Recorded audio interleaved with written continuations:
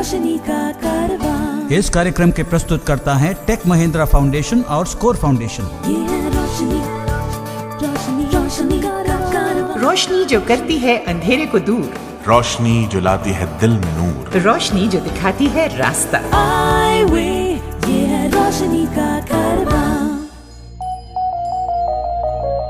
दोस्तों, सलीमा रजा का आदाब, नमस्ते कबूल कीजिए। गुरुदेव रविंद्रनाथ टैगोर ने कहा था, you can't cross a sea by merely staring into the water। जी हाँ, समुद्र पार करने के लिए, सफलता, प्रसन्नता और विकास पाने के लिए जो एक जरूरी गुण किसी भी व्यक्ति या जनसमुदाय में होना चाहिए, वो है इनिशिएटिव या पहल करने की शक्ति। अपनी रुचि, अपने इंटरेस्ट के दायरे में खुद पहल कीजिए और फिर देखिए कितने जबरदस्त और हैरतनाक परिणाम आपको मिलते हैं। महेशिंदर खोसला ने, जो कि पटियाला से हैं, अपना जीवन एक बहुत ही साधारण स्तर से शुरू किया। वो रेटिनाइटिस पिगमेंटोसा की वजह से दृष्टिहीन हैं, लेकिन आहिस्ता आहिस्ता अपने जीवन को भली भांति बिताने में अग्रसर हैं। महेश का सबसे प्रशंसनीय गुण है उनकी इनिशिएटिव लेने का मजबूत इरादा, अपनी निजी जिंदगी में, अपने व्यावसायिक जिंदगी में और अपने सामाजिक जीवन में। महेश क्या करते हैं, कैसे करते हैं, ये जानने के लिए जॉर्ज इब्राहिम ने उनसे बातचीत की।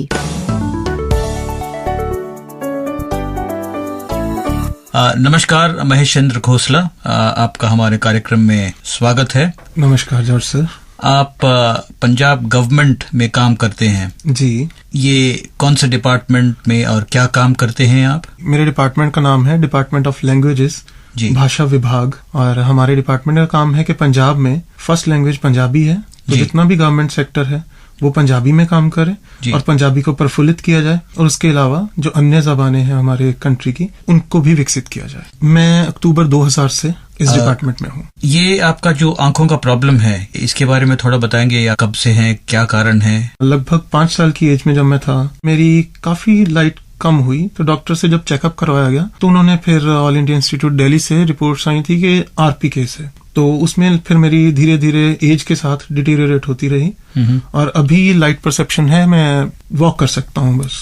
तो आपने अपना पढ़ाई वगैरह कैसे पूरी किया और कहाँ तक पढ़े हैं आप? मेरी ग्रेजुएशन तक मैंने रेगुलर पढ़ाई की है, और उसके बाद मेरी जॉब लगी, तो जॉब ज्वाइन करने के बाद मैंने अपनी पोस्ट ग्रेजुएशन 2 MA किए। पहला मेरी अपनी जबान पंजाबी जी, दूसरा मैंने धर्मशास्त्र रिलीजन में किया।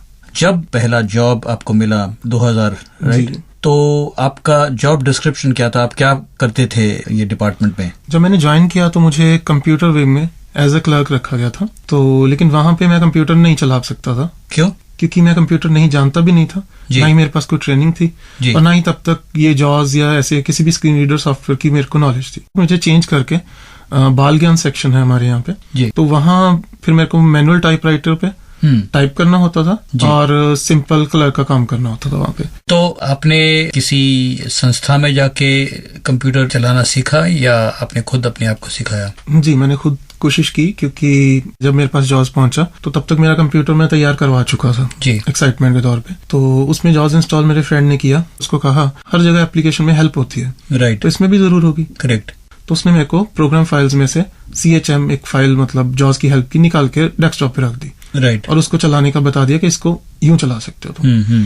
और फिर वो हेल्प को पढ़ना स्टार्ट किया। तब तक मैं कीबोर्ड, मेरे को पता भी नहीं था, तो कीबोर्ड सीखा, एक करके कोई भी की दबाता था, जो नहीं बोलती थी फिर मैं किसी से पूछता था कि इस पे क्या लिखा हुआ। तो इस तरह करते करते लगभग मेरे ख्याल से मुझे 4-5 महीने कंप्यूटर में आराम से चलाना आ गया था। तो ये जो कंप्यूटर का जो सक्षमता आपने पाई, इसका आपके मेन प्रोफेशन पे क्या असर हुआ? पहले मेरे ऑफिस में नहीं पता था कि मैं कंप्यूटर चला सकता हूँ, तो धीरे धीरे जब आपस में बातचीत होनी शुरू हुई, कुछ कंप्यूटर पे डिस्कशन कहीं पे होती, तो उसमें मैंने पार्टिसिपेट करना स्टार्ट किया जी। तो धीरे धीरे ये पता चला कि हाँ, मैं कंप्यूटर चला सकता हूँ जी। तो जो हमारे अभी के डायरेक्टर हैं, लाइब्रेरी को डिजिटलाइज करने के लिए एक हमारा प्रोजेक्ट चल रहा है वहाँ पे, उस फील्ड पे लगाया कि तुम यहाँ पे जाके काम करो। तो ये इंग्लिश कंप्यूटर स्किल्स के साथ आपने ये पंजाबी डिपार्टमेंट में कैसा कोप किया? जी, पंजाबी के लिए कुछ भी नहीं था पहले जी, तो मैंने इधर उधर से ट्राई किया कि कहीं से मुझे पंजाबी का TTS कोई बनाने के लिए तैयार हो जाए। ये TTS क्या होता है? Text to speech engine. जो टेक्स्ट टू स्पीच इंजन यानी कि जो स्क्रिप्ट है उसको आवाज में कन्वर्ट तब्दील करना, तो जब तक वो यूनिकोड में नहीं होगा तो उसे आवाज में तब्दील नहीं किया जा सकता। तो फिर मैंने पंजाबी का यूनिकोड चार्ट लेके उसको धीरे धीरे सीख के उसकी स्पीच की हेल्प फाइल्स को पढ़ के उसमें धीरे धीरे एक स्टेप बाय स्टेप एडिट करना स्टार्ट किया, ऐड करना। और अभी पंजाबी का TTS अवेलेबल है जो सारी पंजाबी को पढ़ता भी है, लिखता भी है, और जॉज के साथ ही नहीं जितने भी स्क्रीन रीडर हैं जो SAPI 5 को सपोर्ट करते हैं उन सबके साथ ये चलेगा। तो इसका एक सैंपल हम लोग सुनते हैं अभी। पंजाबी विचारे TTS एल्बम पंजाबी ਨੂੰ ਲਿਖਣਾ ਤੇ ਪੜ੍ਹਨਾ ਸੰਭਵ ਹੋ ਗਿਆ ਹੈ। ਇਸ ਦੀ ਮਦਦ ਨਾਲ ਕੋਈ ਵੀ ਨੇਤਰਹੀਨ ਬੰਦਾ ਕੰप्यूटर ਦੀ हर एप्लीकेशन चला सकता है। ये अभी जो हमने सुना पंजाबी में सुना और हिंदी में इसका मतलब है पंजाबी में बने TTS यानी टेक्स्ट टू स्पीच इंजन की मदद से अभी पंजाबी को पढ़ना और लिखना दोनों संभव है, और इसकी मदद से कंप्यूटर पे किसी भी एप्लीकेशन में काम करना अब संभव है। तो किन किन टेक्नोलॉजीज आप अभी इस्तेमाल करते हैं अपने जिंदगी आसान बनाने के लिए? सबसे पहला तो कंप्यूटर मुझे मिला 2005 में जी। फिर वहां से मैं टेक्नोलॉजी के साथ जुड़ पाया जी। तो वहां से फिर धीरे धीरे मोबाइल में मेरा इंटरेस्ट बढ़ा जी। तो मोबाइल में मैंने नए नए एक्सपेरिमेंट करने स्टार्ट किए जी। तो उन्हीं दिनों फिर एक GPS टेक्नोलॉजी का पता चला। ये है ग्लोबल पोजिशनिंग सिस्टम। ये एक डिवाइस है जी।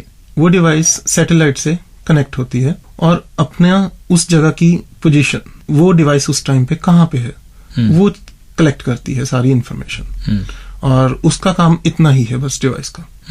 और उस इंफॉर्मेशन को वो ब्लूटूथ के माध्यम से या केबल के माध्यम से वो एक हार्डवेयर या एप्लीकेशन किसी भी चीज को भेज सकती है।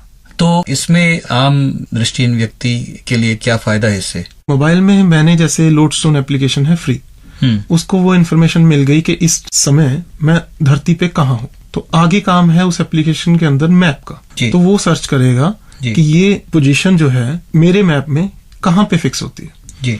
तो जहां भी वो पोजीशन होगी वो दिखा देगा और हमारा स्क्रीन रीडर उसे पढ़ देगा जी। इसमें एक्यूरेसी रहती है लेवल लगभग 6 से लेके 10 या 12 मीटर तक जी। और ब्लाइंड लोग उसको यूज कैसे करेंगे?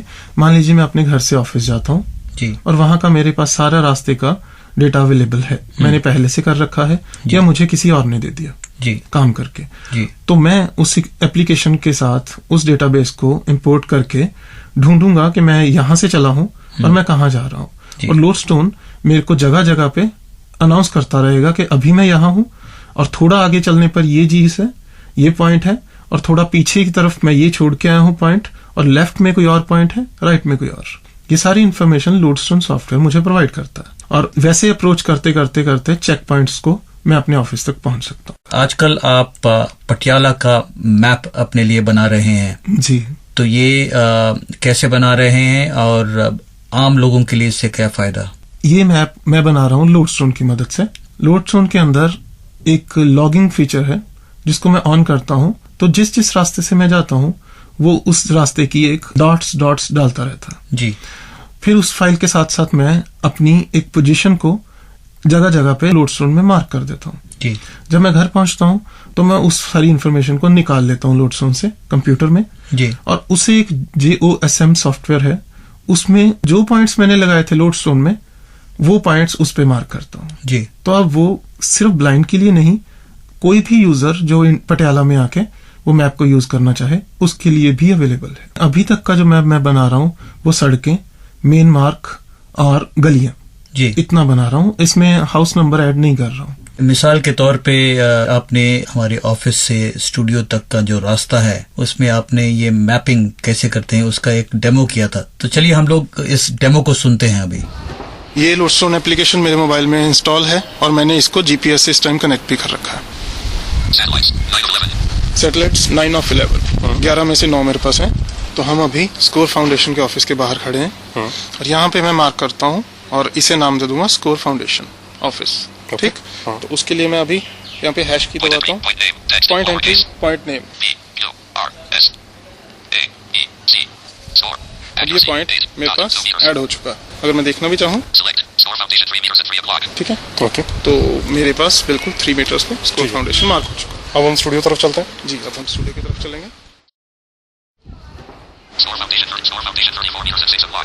Score foundation 34 metres eight 6 o'clock, यानी हमारे बिल्कुल पीछे क्लॉकवाइज। एक जो घड़ी को हम देखते हैं तो घड़ी पे 6 o'clock यानी पीछे की तरफ हम 12 o'clock की तरफ जा रहे हैं। ठीक है, और 6 o'clock हमारे बिल्कुल पीछे। अब यहाँ से हम ये राइट टर्न लेंगे और ये राइट टर्न पे जो है एक मंदिर है, हौसखास टेम्पल है ये। हौसखास टेम्पल, हाँ, तो मैं इसे मार्क कर लूँ? ठीक है जी, तो मैं यहाँ पे फिर हैश से तो अब हम मूव कर रहे हैं। जाहिर है कि हम लोग सब अपने जिंदगी से कुछ न कुछ सीखते हैं जी, तो ऐसा कुछ आपने अनुभव से जो सीखा है आप शेयर करना चाहेंगे? जी जरूर। जिंदगी में मुझे जो लगा हमेशा कि हम जो करते हैं हर चीज एक पाने की इच्छा के लिए करते हैं जी, कि हमें इसके बदले में क्या मिलेगा जी। तो मैंने ये सीखा कि जो मैंने पढ़ाई की आज तक का मेरे पास कंप्यूटर के कोई भी सर्टिफिकेट्स रिटर्न में अवेलेबल नहीं है जी, लेकिन लगभग मैंने वो पढ़ाई कर रखी है जी, मेरी जरूरत के लिए जी। तो मैं ये समझता हूँ कि पढ़ाई को सिर्फ सर्टिफिकेट्स के लिए या किसी भी नॉलेज को किसी एक खास गोल के लिए नहीं करना चाहिए, उसे खुला रहने देना चाहिए। जहां से मिले सीखना चाहिए, जहां उसकी जरूरत हो यूज करना चाहिए। महेश, आपने हमारे कार्यक्रम में आए और हमसे बात किया, अपना जो जिंदगी का अनुभव जो है हमारे साथ बांटा, बहुत बहुत शुक्रिया। Thank you. अधिक जानकारी के लिए हमारे आईवे हेल्प डेस्क 011-460-70-380 पर सोमवार से शुक्रवार के बीच सुबह 11 बजे से शाम 5 बजे तक हमें कॉल कर सकते हैं या हमारी वेबसाइट www.iway.org पर विजिट कर सकते हैं। ये है रोशनी का कारवां। कितनी प्रेरणा मिलती है ऐसे लोगों की बातें सुनकर। ये थे महेशिंदर खोसला। अगर आप कामयाब ब्लाइंड लोगों के बारे में, चाहे वो देश में हो या विदेशी हो, और जानना चाहें तो हमारी वेबसाइट पर विजिट कीजिए। दोस्तों, शायद आपको याद होगा एपिसोड 136 का प्रश्न था, नवंबर 2008 में बैंक्स को दिए गए निर्देशों के अनुसार किन शर्तों पर दृष्टिहीन व्यक्ति को बैंक से लोन मिल सकता है? और इसका सही उत्तर है ऑप्शन सी, उन्हीं शर्तों पर जो बैंक किसी भी अन्य कस्टमर को लगाता है, यानी बिना किसी भेदभाव के। लीजिए, हमारे साथी प्रणय गड़ोदिया लकी विनर का नाम बताने के लिए तैयार हैं। बिल्कुल तैयार है और बिना शर्त बताएंगे कि लकी विनर बने हैं प्रदीप कुमार नामदेव भोपाल से। प्रदीप जी, आपको आपका इनाम बहुत बहुत मुबारक हो। ये है रोशनी का कारवां। और अब आप तैयार हो जाइए दोस्तों इस एपिसोड का सवाल सुनने के लिए। आज का एपिसोड है 139 और सवाल है, इनमें से उस दृष्टिहीन व्यक्ति का नाम बताइए जिन्होंने अच्छी असिस्टिव टेक्नोलॉजी के अभाव में खुद इनिशिएटिव लेते हुए जॉज नामक कंप्यूटर के लिए टॉकिंग सॉफ्टवेयर बनाया। आपके ऑप्शंस हैं A Bill Gates, B APJ Abdul Kalam और सी टेड हेंटर। आप SMS या ईमेल के जरिए अपना जवाब 3 दिनों में हमें भेज सकते हैं। SMS या ईमेल करने के लिए सबसे पहले लिखें VB, फिर आज का एपिसोड नंबर और आपका जवाब अपने नाम और पते के साथ। हमारा ईमेल ID है radio@iway.org, यानी radio@EYEWAY.org। और SMS के लिए हमारा नंबर है 09968329329, यानी 9968329329। अगर आप हमसे कुछ जानना चाहते हैं तो इस नंबर पर कॉल करें 011-460-70-380, सोमवार से शुक्रवार सुबह 10 बजे से शाम 5 बजे तक। तो आज हमने आपसे बात की इनिशिएटिव लेने की। कदम उठाइए, क्योंकि गिरते हैं शहसवार ही मैदान जंग में। अगले सप्ताह फिर मिलने का वादा करते हुए सलीमा रजा को दीजिए इजाजत। नमस्कार। इस कार्यक्रम के प्रस्तुतकर्ता थे टेक महिंद्रा फाउंडेशन और स्कोर फाउंडेशन।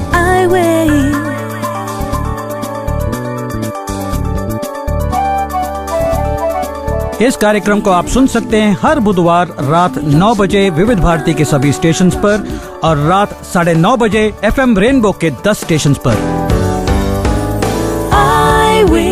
ये है रोशनी का कारवां।